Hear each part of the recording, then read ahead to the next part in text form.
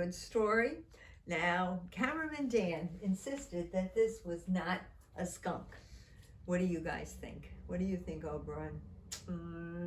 Oberon said, cameraman Dan is right. This is a possum. All right, we'll put the possum away. The story is indeed about a skunk. I think it's a funny story. When I left my house, there was a skunk on my doorstep. I kept very still. Oh, I didn't want to startle him.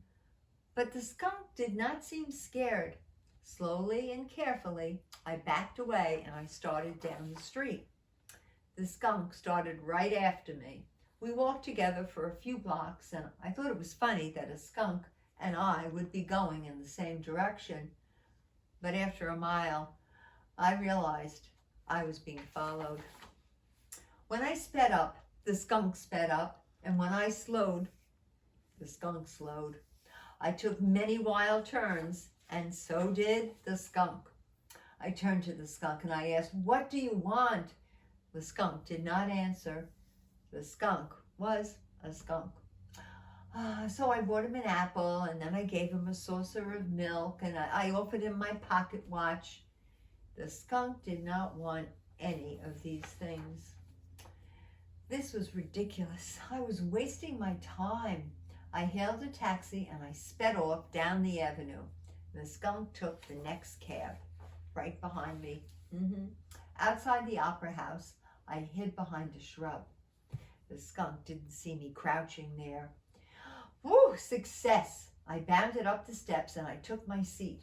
I was relieved to find myself between a lady and a gray old officer. But then, of course, I don't think skunks can buy tickets to the opera. The curtain rose and I smiled. In the middle of the first solo, the skunk came trotting down the aisle. He climbed up on the lady's gown and took a seat on her head. She didn't notice. She was rapt. "Excuse me, madam," I said, "there seems to be a skunk on your head." "Hush," said the lady. "This is my favorite part. It's so strange and sad." I had to escape. I excused myself and I hurried out a fire exit. The skunk pursued me across the city. He followed me through the sculpture garden and through the cemetery. I could not get away. I ran to a carnival and I bought a ticket for the Ferris wheel, and the skunk boarded the gondola right after mine. We rode around in great circles. He was not getting any nearer, but he was also not getting any further away. I'll admit, I was beginning to panic. I ran past the wharf and I turned down an alley. It was a dead end. The skunk walked toward me. "Go away, skunk," I shouted. But the skunk came closer and closer. I lifted a manhole and I climbed down the sewer and I hurried underneath the streets. Many, many times I paused to catch my breath, but never for long. I had to go on. When I came out of the sewer, I was in a different part of town. I found a new house and I bought new things. And on my first night, when I opened the bathroom door, guess who was waiting there for me?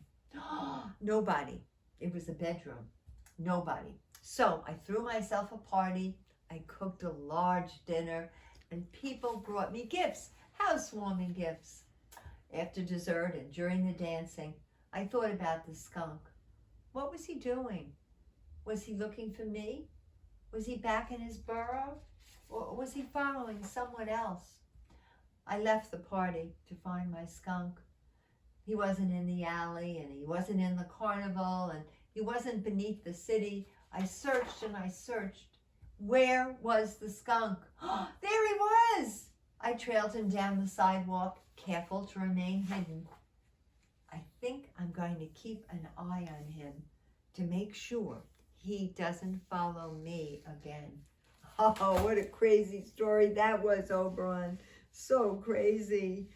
All right. So we have a birthday of a wonderful, wonderful person. Nick and Shannon are going to get married the end of the month. And Nick had a birthday a few days ago. Shannon and he celebrated, and Jim and Jerry, yes, his future in-laws, celebrated with them. And now we are going to have a tiny little celebration of Nick's birthday.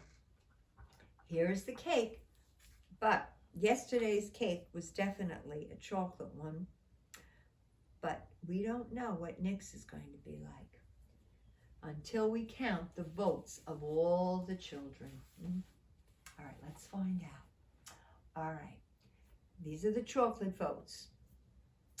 Molly, Alice, and Jolene, Martha and Clara, Graham, Audrey, and Lila,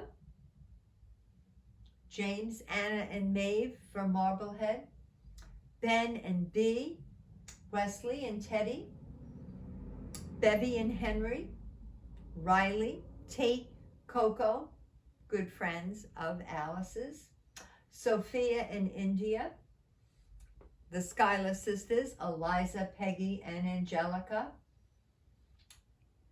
Carson and Nora are all chocolate. Let's go over to the vanilla side. The vanilla side, Scarlett and Rafa and Henry and Rocky, good friends of Molly's. Joseph and Christopher, saw them today at story time.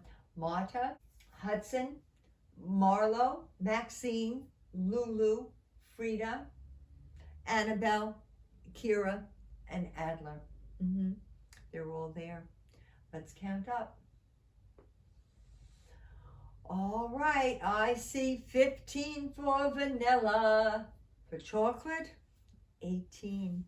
So Nick, I hope you like chocolate. There you are, you've got a chocolate cake. Ready to sing? 1, 2, 3. Happy birthday to you. Happy birthday to you.